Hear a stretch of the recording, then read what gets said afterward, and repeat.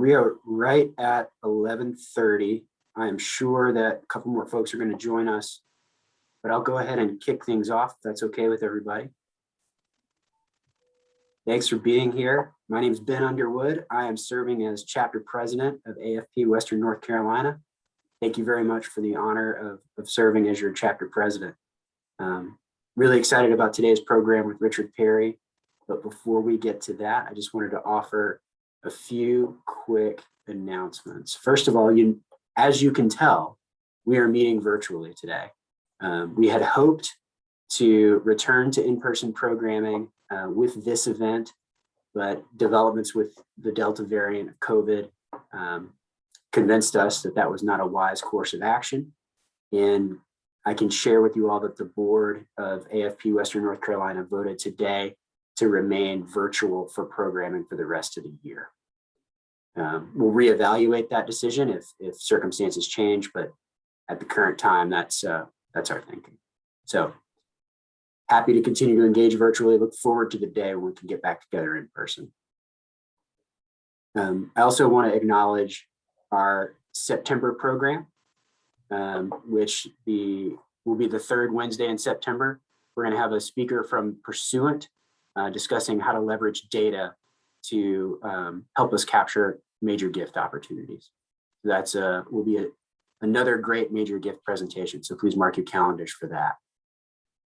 And I want to acknowledge our sponsors. We've got some very generous and dedicated sponsors to the chapter, and they include UNC Asheville, our title sponsor, Western Carolina University, our leadership sponsor, the Community Foundation of Western North Carolina, AB Tech, the Community Foundation of Henderson County, and First Citizens Bank. Those sponsors allow AFP WNC to function and to present the programming, and we very much appreciate their continued support. I'm seeing questions in the chat about the September program, and yes, 11:30, our customary time. And please do continue to utilize the chat throughout the session for questions. And with that, I will turn things over to Kelly to introduce our speaker today, Richard Perry. Thanks, Ben. We are very excited to have Richard Perry with us today. He has 40 years of experience helping nonprofits transform their major gift programs, and he co-founded the Domain Group, which was one of the largest full-service fundraising consulting agencies serving major national, regional, and local nonprofits in the United States. Richard also does management consulting and leadership development and transition, and he has worked with mergers and acquisitions, and we are really excited to have him here today. So thank you, Richard. Thanks, Kelly, and thank you, Ben. So what I want to talk about today is how the annual fund and giving societies and pledge programs and all that suppress giving. And I'm going to skip over this. Hang on, I got to get this slide thing going. Skip over that because Kelly just said all of that stuff. But it's really interesting. Before I move on, I just want to say, before anybody gets wound up about this topic, because it's like I had produced a blog on this topic about how these programs suppress giving, and I got this scathing and blistering email from some blogger who took me to task on the fact that I didn't appreciate the value of the annual fund and the pledge programs and the giving programs and the giving societies and so on, and he missed the whole point. The whole point was not that I don't appreciate that, or that we don't actually subscribe to any kind of philosophy to make those programs work and work better. It's just our observation, as you'll learn in this session, that if you don't actually change some things about how you message all of that, it'll actually reduce giving. So where I want to start off here is like, what do these programs, the annual fund, giving societies, and membership programs have in common? What we've discovered is that basically the way the messaging works is sort of like a informal yes. Richard, I'm sorry to interrupt. We're not seeing your slides. I don't know if you intend to be sharing those at this point. I am intending to be sharing them. I wonder what's wrong. Hang on. See your great dog though.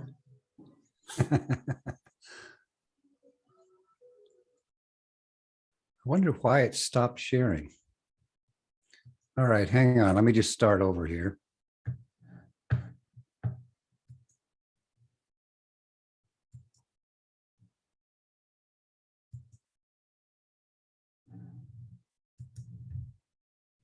Thanks for interrupting. That's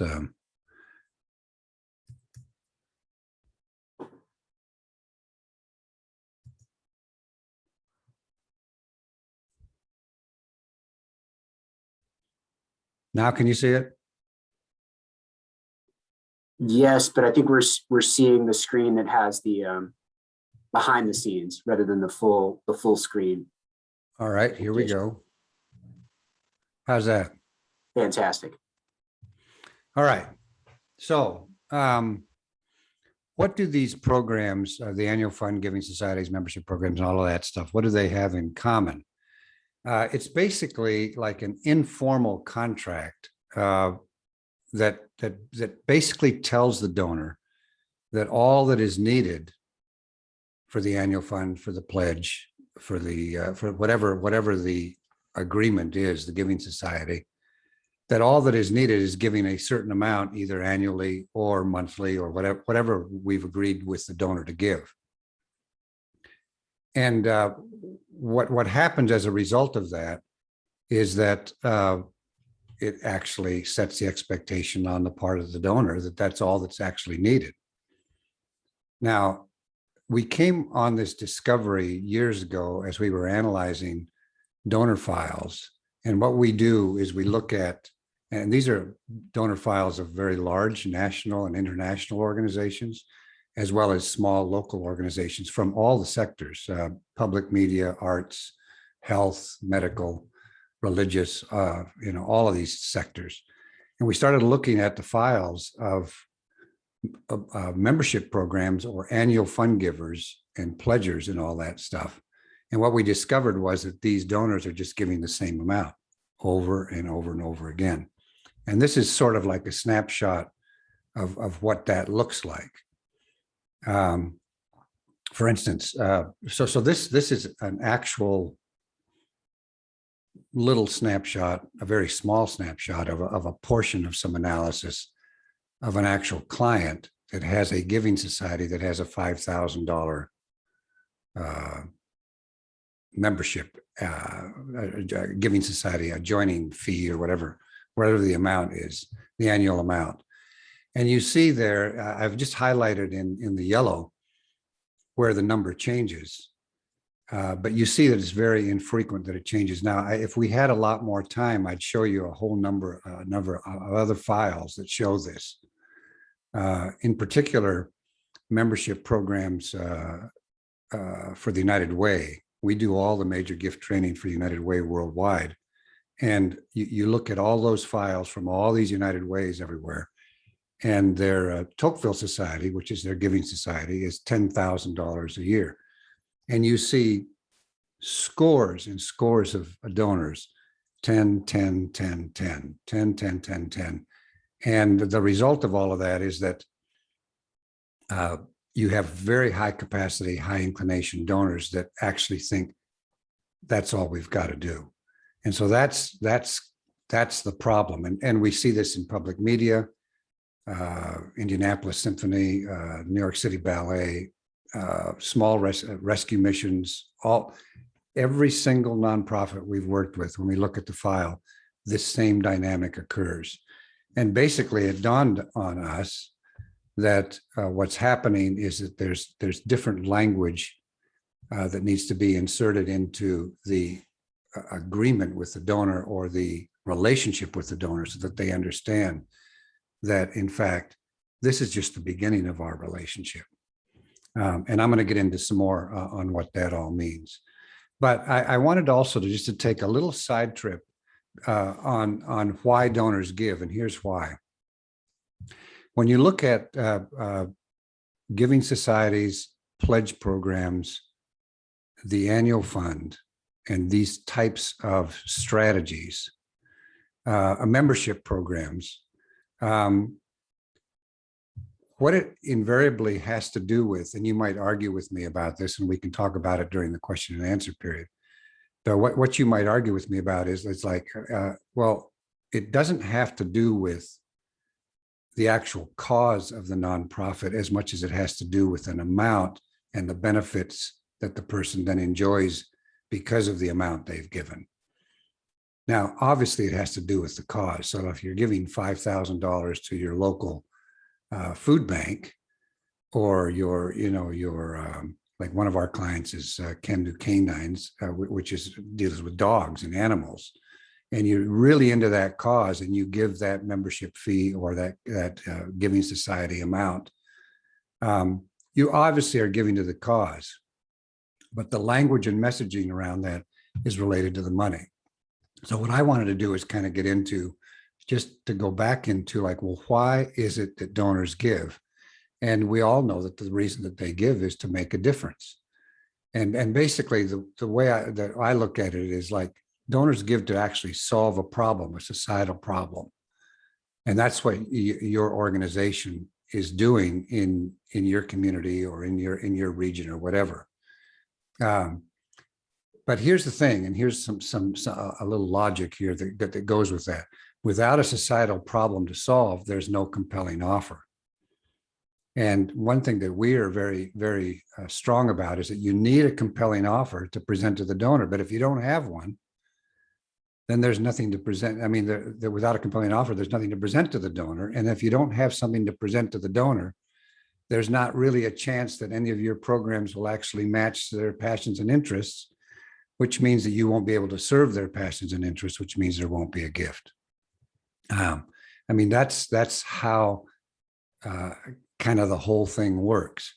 And what we're trying to basically tell folks is, look, try to get off of the money and get on to why the donor gives, and talk about their passions and interests and how that matches what they're trying to do.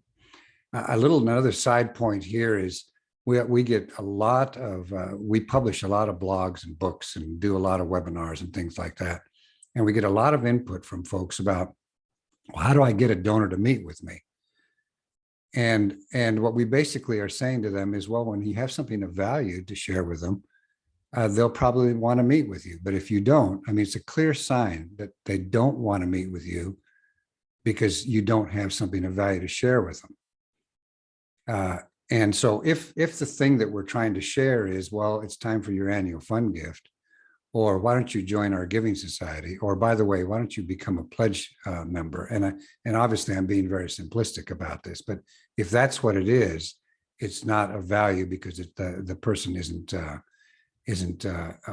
bonding to the actual thing that they are interested in solving in society.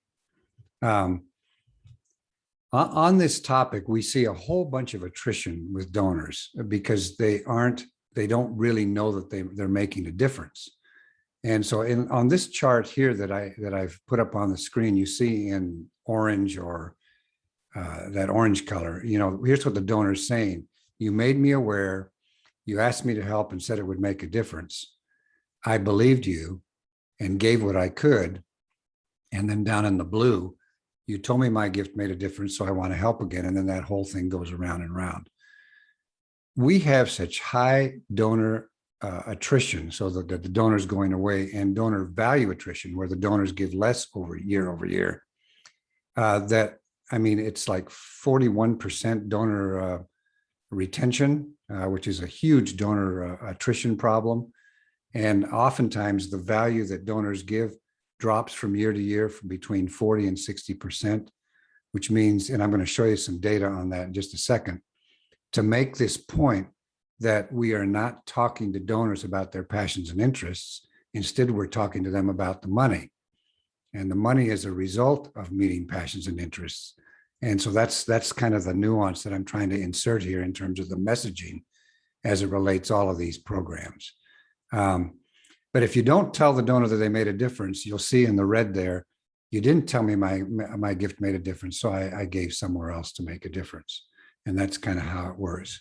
Now, what is the result, the economic result of this kind of system? a few years ago, we did a bunch of work with another AFP regional in the country. And we got some data from 9 of the organizations of that AFP and looked at their data for 3 full years. And the donor selection or the data selection was anybody that gave 1,000 cum or more in any one of the last 3 years. So they were put into the data set. And when you looked at the revenue, at the very top line, when you combine all of these organizations, you see that, good night. I mean, the thing in year 3 actually grew, 16, almost 17% over 3 years. But what we did is we looked underneath that to look at, well, what did the actual giving, the value attrition from these donors? I'm going to explain this in a second, but if you look at a little more detail here in this analysis, you'll see that in year 1, the total giving was 10,569,000. And then those same donors gave 7 million the following year. So a loss of 31%. And then they went up by 3% in the next year. The donors in year 2 that gave 3.1 or 3.2 million gave 44% less in year 3. And then you look at the organizations and you can look at the numbers there and see the point of this whole exercise was, whereas you have 16% growth over the years, it's basically new money that's covering up the loss of old money. And what you've got is a $9 million loss from these nine organizations. And this is a direct result of not talking to the donor about how their gift made a difference and actually having the narrative on these pledge programs, the annual fund, giving societies, having the narrative be connected to what the donor's passions and interests are so that you can actually retain them as donors and also retain their giving. So that's the kind of the essence of that whole thing. So in our judgment, we need to transition to a new model, and the new model includes some of the old. So again, I'm saying, and I see we spelled model wrong there. Oh no, we didn't. We need to keep the good of the old, so the annual giving, the pledge program, the giving society, and so on. But we need to move from that contract model to a model that focuses on donors' passions and interests and seeks to engage donors more actively on that. And this is important because it actually then creates a more personal connection with the donor. And the important thing is to connect to their passions and interests. So when we look at these membership programs and giving society programs, again, they're more based on, well, it's that time of year, it'd be good for you to give, or by the way, we have these benefits that you get in exchange for this giving society level, or there's this pledge program that will do this or do that or whatever. And to varying degrees, these programs do give some information about what the program is actually, what the cause, how the cause is actually affected by the donor's giving. But invariably, to us, it's more about the transaction and the benefits gained from the transaction than it is fulfilling the donor's passions and interests. So this is important because it connects all of this to the donor's passions and interests and shows the donor the true need and not just sort of a number that's out there that's going to be a contract between the organization and the donor. This whole thing about serving the donor's passions and interests is so critical. In our opinion, the annual giving approach, the giving society approach, and so on, is primarily a focus on that strategy, while the other strategies are sort of in the background. Whereas the passion and interest approach is one that focuses on the donor's passions and interests and matches that to the needs of the organization. So it's moving from that one approach to another approach, which actually changes the whole thing. And it changes the strategy that you use, because then you're focusing more on the passions and interests of the donor. And then you're spending a bunch of time matching those passions and interests to an actual donor offer, which you've constructed, and identifying a time frame for solution. And the whole ask becomes a whole different messaging and narrative. And you're moving to that kind of strategy with a very heavy emphasis on reporting back the impact, so that the donor knows that they've made a difference in the area that they're interested in. And thereby you actually retain them. I want to just show some examples of organizations that have done this differently. And I was going to say at the top of the presentation, we work with a number of different organizations, and again from all sectors, but National Cancer Organization, a National Lung Organization, guide dogs. And I'm going through this list, not to talk to you about what we do, but I want to tell you this before I show you these other numbers, so you can see that we're diverse in terms of our approach. Colleges and universities, museums, child adoption, food banks, public media around the country, international relief and development, faith-based, social service, justice, arts, symphony, opera, etc.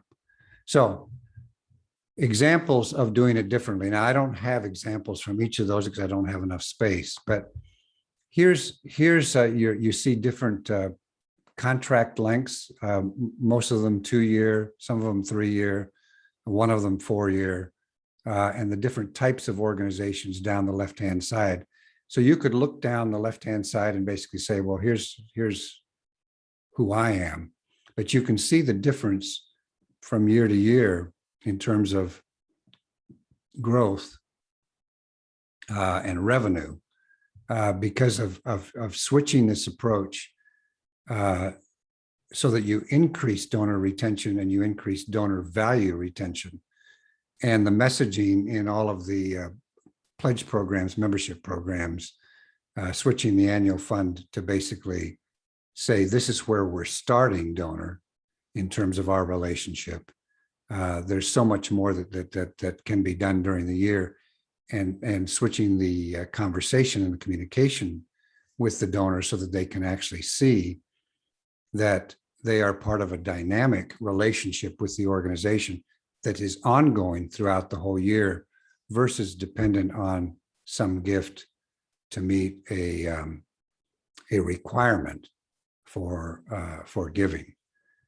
Now, I know there's a lot more nuance to that than what I'm saying here, and certainly we can process it in the question and answer period. But you can see that this some of these growth figures are fairly dramatic, and others are sort of basic. I have developed over the years a conviction in working with nonprofits all around the country and in Europe and Canada, that when you actually start talking to donors about what they care about, and you start modifying the systems inside the nonprofit so that the nonprofit can actually talk to the donor about what they care about versus just generally, which means you're modifying the newsletter content, you're modifying the appeal content, the online content, the way the website's organized and all that stuff. When you start to modify that, the relationship with the donor becomes very energized, because the donor is actually now relating to you about something that they're very, very interested in. And this makes a substantial difference in retention, as well as what they give, and makes a difference in upgrading and so on. Some things to keep your eye on if you're serious about keeping donors and working in these areas is, and I've already talked about this earlier in this presentation, but I would really urge you to look at your data file. Just print out, anybody that's given, and I don't know, depending on what size your organization is, but you could look at, what what does everybody that's giving $200 cum or more, what are they doing year to year? Are there a whole bunch of those donors that are just giving the same 200, 200, 200, or 500, 500, 500? And what you'll discover, I guarantee you, is if you actually sort those lists and by amount in the first year that those donors give, and then you look what happens in the following years, that there'll be a number of donors that just give the same amount. And that's a function of several things. One is the donor's not able to give more. So there's a group like that, and that's fine. And so you're managing it that way. But the other area is that the donor actually, you have a relationship with them where you're not asking them for more, or there's not an understanding that you can ask for more, or there's some belief that, well, this is all I need to do in this area. So that's the thing to kind of look at, the same amount thing. Do the analysis and see that. The other thing to look at is to see, that whole dynamic I was showing you earlier about the AFP data, where you had, the group of donors giving 9 million in one year and the same donors giving 7 million in the next year, which, by the way, wasn't one large gift that went away. It was a whole bunch of little ones. Look at the dynamic in your organization of how new money coming in from donors, new donors, is covering up the loss of old money. Because if you're only analyzing the bottom line, you might say, well, we're up 6%. Or we're up this or we're up that. I'm really never satisfied by the bottom line number. I want to see what the dynamic is inside the organization in terms of what the donors actually gave, the same donors give over time.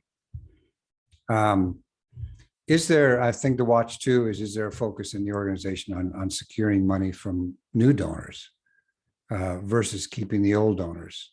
Now, you might say, well, no, we don't have a problem like that. I mean, we're worried about the old donors. Well, in my experience, a lot of organizations say that, but they're not really doing that.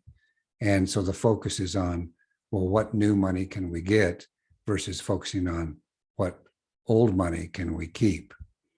And then this whole thing about impact that I've put on here is very, very, very critical.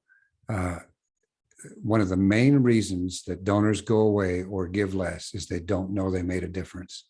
It is the single most grievous problem in the nonprofit world. And by the way, that's multicultural. We have a strategic partner in Mexico where you're kind of looking at all those donors, a different culture, different approach, and the whole thing, same dynamic. Don't know they made a difference, they give less, and they go away.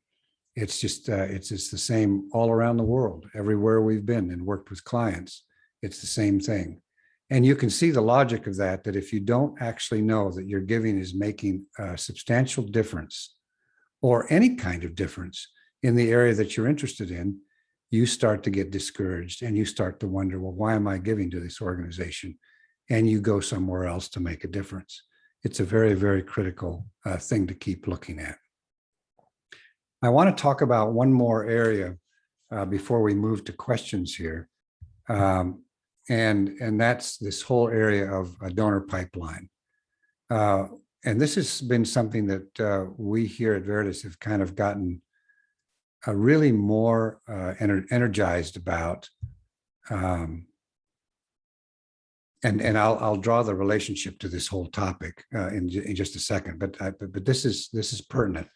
We've gotten more energized about it because it's what we've realized is that when we analyze the data files of these organizations, large and small, there's not a balanced view or balanced strategy or a balanced investment in all of the sections of the pipeline. So like, for instance, somebody will come to us and those of you that are on this presentation that are consultants, of which there are a number, you will know that this is true in your experience. Someone will come to you or us and will say, hey, we want to start a major gift program. And we used to say, well, let us help you. Now what we say is, could we take a look at your pipeline? Because we want to actually understand, how are you stewarding the donors that you've got? We do a lot of work around the country with public media stations. There's a whole situation there related to the whole membership file. And then what happens to those members? Very loyal giving, but it's that they're not upgrading and they're not moving up. Low in large gifts, really high in loyalty. The pipeline's not working properly. And it's the same in a number of other organizations as well. So the reason I'm bringing this up is to just basically sensitize you to this whole, and maybe you know all about this, and that's great, but that you need to have a strong donor acquisition program. And the board and authority figures and whoever approves the budget for your organization needs to actually support donor acquisition, and so that you start filling that pipeline with donors who then can move into general and mid and major and then into planned and so on. I wanted to just show you one organization that we work with that's about a $32 million, let's see, no, it's bigger now. Well, they got a big gift in 2020, so it's 45 million, somewhere in there. But you see in this file that there's a whole bunch of donors. I mean, a huge quantity of donors in this lower giving area, under 1,000, even under 250 or 500. I mean, if you could just add up the quantity of donors in these areas, you'll see that there's a block to moving them up from those lower giving areas up to the higher giving areas. When we started to examine with this organization, well, what was going on, what we realized is they had a number of programs in place that were pledge programs, giving societies, annual fund type things that basically said to these lower donors, hey, just join us here. And that's all you need to do. And there wasn't any kind of messaging or a communication to the donors that basically said, instead of that message that said basically, hey, donor, we would like for you to join our giving society. And here's all the benefits and all the stuff that you say when you propose that to a donor. But then you add this additional message. But we want you to know that this is just the beginning. This is, by the way, this is not the creative execution of what I want to say, but I'm trying to communicate a concept here. This is just the beginning. There are so many other areas that we're doing here in the organization and you gain agreement from the donor, and you start to treat the donor and talk to them in a manner that you're giving them information outside the timeline of the Giving Society strategy, outside the timeline of the annual fund strategy, outside the timeline of the pledge program and all that, so that they actually understand that this cause that they're involved with is a real live, real time, ongoing, month by month, week by week, day by day type of cause that ebbs and flows, that has needs, that they can actually participate in. That's the nuance that you change. And in this organization, we saw a number of donors that are just stuck in the lower parts of the organization. So we're working on changing that, and we'll see a dramatic change in this organization as we go along.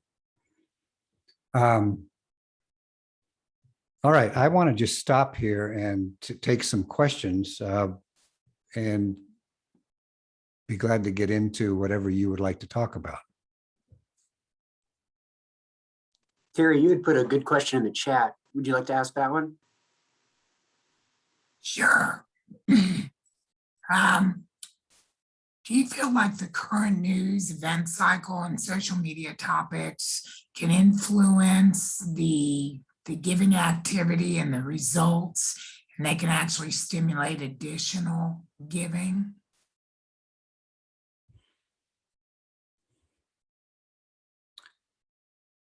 It can, if it's related to the actual cause that you're involved in. For instance, there's a whole bunch of noise in the news cycle now about refugees, about Haiti, on the national level, about the effects of weather and fire and all that stuff on people. That kind of news can bump up giving, but not as much as the internal news to the donor on what has actually been accomplished through the donor's giving.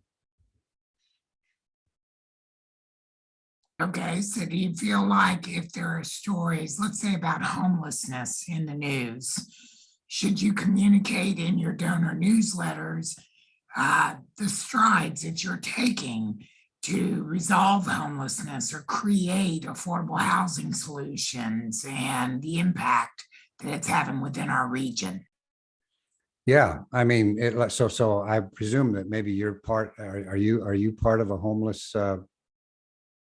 Dealing with the homeless in your organization? Well, actually, I'm with WCCA, and affordable housing is one of our 4 program areas. We also do early childhood education, transportation, and senior services. So a lot of times when I'm doing my social media strategy and looking at producing a newsletter, I kind of look to see what's in the news and how we can tie it to show our donors if they are making an impact. Yeah. So I understand now what you're saying. Yes. So if you have a program area like you do about affordable housing, then it's always wise to share, what the problem is from third-party sources or from news sources. There's this situation going on. Here's what's being done about it in the community. Here's who's doing it. Here's what we're doing about it. Is a very, very powerful communication strategy. Sort of like be a part of the solution. Right. Through your help.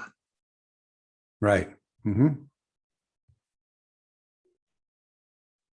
Richard, I'm curious, the way you described repositioning membership or annual fund appeals really sounds like an addition to the standard copy.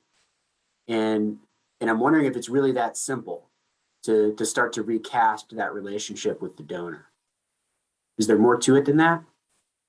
Well, there is, but if you start with that concept, Ben, it's basically this whole business of taking, trying to change, like I said at the beginning of the presentation, trying to change the contract from one that says this is all you need to do, to basically saying this is what we're trying to do, you and me together, donor.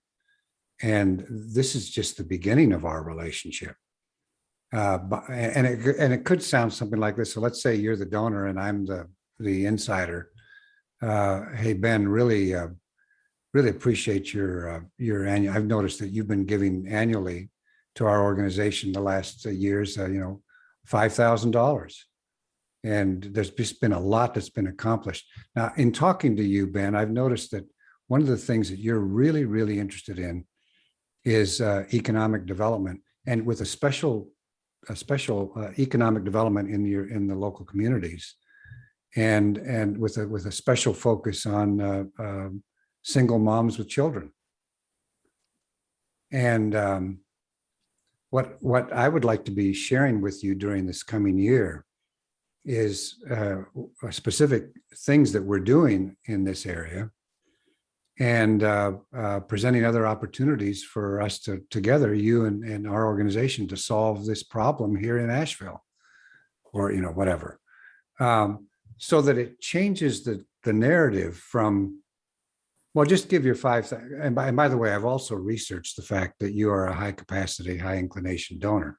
If I discovered that 5,000 was like way off to the limits you could possibly give, because I've related to you and I'm talking to you, I'm not going to ask you for something different or more when you've actually told me this is it.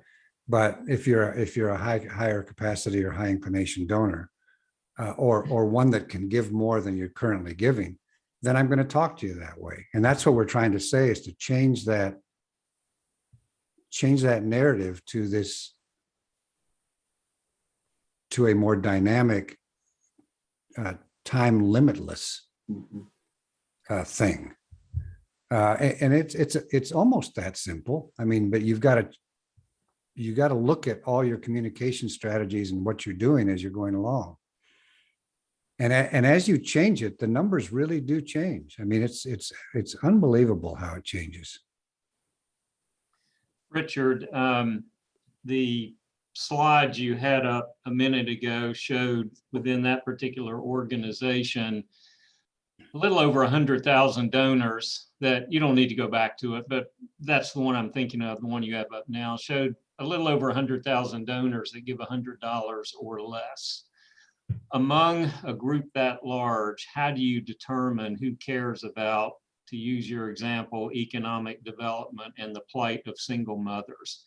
How do you get within 100,000 people an understanding of what specifically to communicate to each of those people that may be different depending on your nonprofit? You may serve different areas.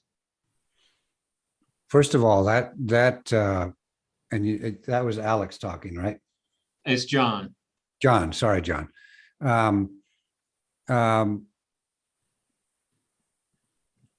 That group, that cohort of people might be in your direct mail program, which is probably going to, we're going to be mailing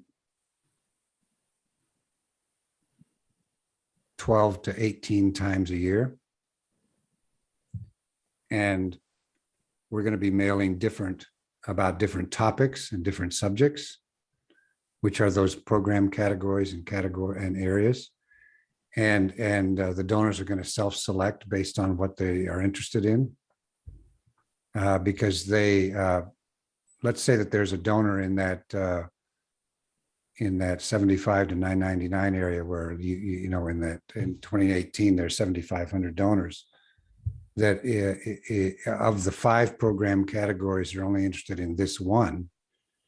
They're going to ignore the other 4 that come along in their direct mail side and respond to the one they are interested in, which means that then we start to change what happens to them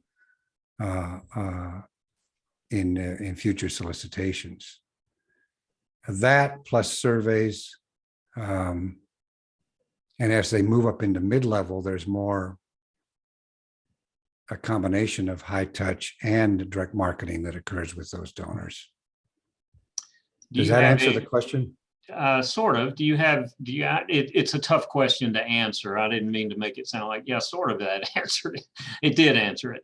Do you have any examples, without having to show us the logo of the organization, of copy that you folks have worked with, kind of a exhibit A, exhibit B? Exhibit A is the way they used to do it.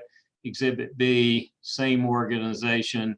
Here's how language changed within a specific communication that begins to address what you're talking about, that you could share. I don't have it. I can share, but I do have it. I'd have to go out and dig it up. But it's in essence what I was saying to Ben in terms of the presentation. It's basically this whole idea, John, of changing the conversation and the relationship to an ongoing thing, and talking in a direct way to the donor, so that there's an understanding that you and I are going to be talking regularly about this throughout the year, and that your gift right now is only the entry point, not the final point. But I don't have the examples. That's a good idea to add that into a presentation like this. Richard, can I ask a question regarding the case items that a nonprofit has to show? I'm a consultant, and I find often in nonprofits, when I go in and start talking about adding a major gift program to their annual fund, that they sometimes don't have case items that lend themselves to major gifts. Right. And that it's very important for a nonprofit to have those. I love what you're doing here. I think it's extremely important. But it also sounds like most of the organizations you're talking about have a fairly mature case basket out of which to communicate with their donors. And, I guess in my own mind, and maybe this is old thinking, but I tend to think of the annual fund as the pay the light bill and salaries fund, and then anything else is over and above. How does that fit into the language teaching that you're giving us? Yeah, so that's a very good question. So in answer to the question, do these people have a fully developed portfolio of donor offers is what we would call them. And no, they don't. So that's another area that we help them with, where you take, and this is something that's been in development with us for about 15 years. And there's a whole nother presentation that I could do on that subject, where it's basically showing how to take the entire budget of an organization and convert the entire budget, including overhead, into donor offers, from which the frontline fundraiser, whether they're planned giving, mid-level, major, and even the direct marketing people, can actually extract actual donor offers on all the various subjects. One of the big problems, John, as you've identified, is that most nonprofits don't have donor offers or enough of them. And another word for that would be product to sell. So in the commercial world, if you go into a retail store, any one of us goes into a retail store and we're destination shoppers, we're trying to buy razor blades or soap or a shirt or whatever. If we walked into that store and it was empty, and the salesperson came up to us and said, "How can I help you?" And I said, "Well, you don't have anything to sell here." That's exactly what happens in the nonprofit side, which is what you're alluding to, is there isn't anything to sell, in quotes. So the solution there is to actually get into a process where you take all the you sit with the nonprofit, identify all the categories and subcategories then of effort. So the program side, take the budget of the organization, the entire budget, and put it into those categories and subcategories, including whatever overhead you can put in, and then allocate what remaining overhead proportionately to the rest of those program categories and subcategories, which then results in you having donor offers. We just finished this with WHYY, a public media station in Philadelphia. Took their $40 million budget. It has like 382 categories and subcategories. And the entire budget, including all of the overhead, is sitting in those subcategories. So you can say to a donor, "Oh, so you're interested in X? Well, that costs us, $739,000 to do X. And by the way, we do have funding already from some grants and so on of 200,000. There's still 537,000 left to raise. But it is a problem, John. I mean, it's a huge problem, this whole donor offer thing. And it'd be interesting to spend some time in some future presentation just talking just about that topic, because it's very much needed in our sector. Well, let me cheer for that. I think it's a great topic that we need to hear. I will add that it was always amusing to me when I was raising money for actually two medical schools and a large medical center, how often it was easy to raise endowment money for named chairs for the surgery department or something like that.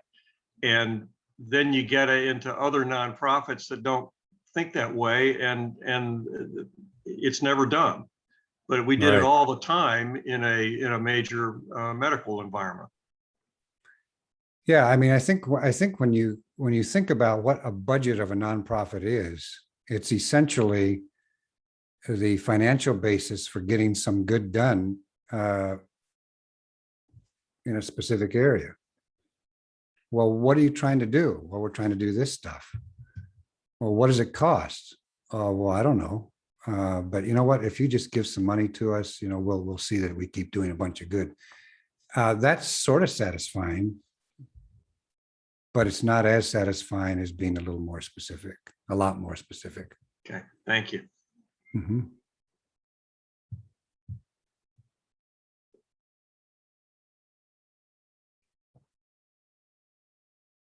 Anything else? Any other questions?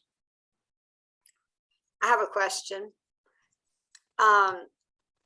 If an organization doesn't have a team of fundraisers and they've got to build the pipeline, and they've, you know, usually have some annual donors and that, does the head fundraiser basically focus on the higher level donors and use other messaging through text, mails, or whatever to attract these lower level donors to the various opportunities? Or would you have volunteers work with those? Because it seems like to get that going, to build the whole groundwork, some of it is face to face to really talk to these people. Can it all be done remotely or through other messaging? How do you work when you're just a really small staff?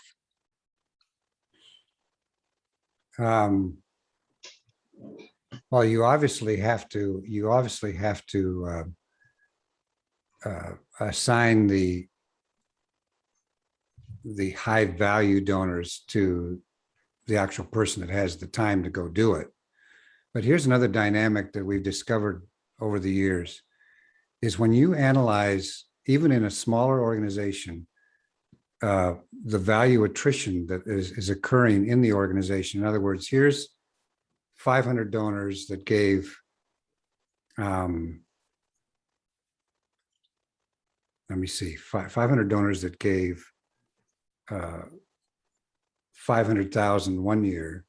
And then those same 500 donors gave, you know, 200,000 or 250 the next year. And it wasn't one big gift that went away. When you see that dynamic occurring, you realize that you could actually change that around by hiring more people to actually manage some of those donors, because you're losing money. So I would say there's two things. One is, yeah, you give the high value donors to the person that has the time to do it internally. Then you might use volunteers to do some of the other donors. But I would strongly urge you to look at what kind of losses you're experiencing by not managing properly, because you could probably afford a salary in there. I have this discussion almost once a week with a client somewhere, where it's basically you have one major gift officer now, you do the analysis and you say, well, you could actually hire 6 more. Well, we can't afford that. And you actually see the amount of money being lost from donors, like I showed you on that chart, like the AFP data. You could actually hire all those people and still move ahead. But we're reluctant to do that kind of thing because it doesn't seem logical, even though the numbers are saying it is. Okay, thank you. Mm-hmm.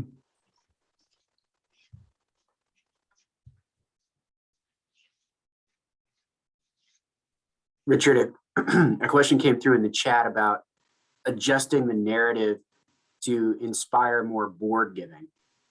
The assumption being that board members are already aware of impact.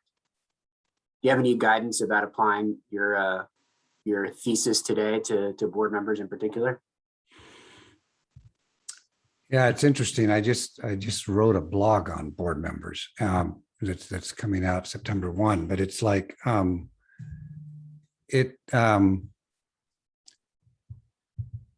this whole thing about board members is so interesting to me because it's like we don't get board members that, well, okay, that's unfair. I was going to go down the wrong track there. I would rather us get board members that actually match what we do. So taking the major categories of what we do and then finding a match out there in our community for people that actually know how to do that or can shed some light on how to do that. And then also having the conversation with the board members on the front end about their own personal giving as part of the deal about being a board member. And I know there's a big controversy on that about, well, we can't do that. We can't have a give-get policy. And I think that's a mistake. If you're going to be on the policy shaping part of a board, which it seems like you ought to participate financially, and it ought to be an upfront conversation about, well, a board member, what's your area of interest? Well, I actually like this area right here. Well, let's just talk to you about what's going on there. That whole area right there is a $1.2 million nut in terms of what we spend on it, overhead plus direct costs. And, we're missing $300,000 this year, and being very direct about talking to them about it. That's what I would be doing.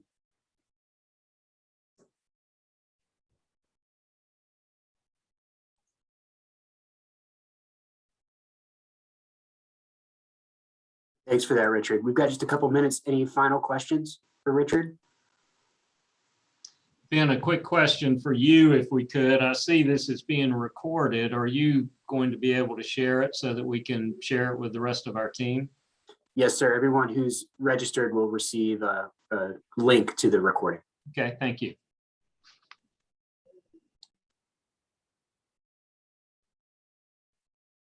Richard, any final words for us?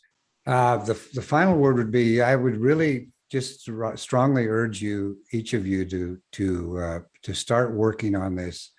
It may feel like it's complex, and I actually don't think it is. If you just start to change how you talk to folks about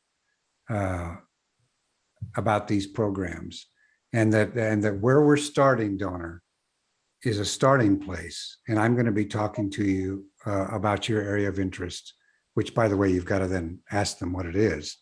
And as we go along, and that's going to change the whole conversation and change the economic outcome. It actually will change the economic outcome if you do that. So I strongly urge you to do that. Well, thanks very much, Richard. This was an excellent presentation. A lot to chew on and a lot to work on. Appreciate you being with us today. Always enjoy your offerings to the chapter. Thank you so much. And it's good to be with you all. Stay safe. Thanks, everyone. We'll see you in September.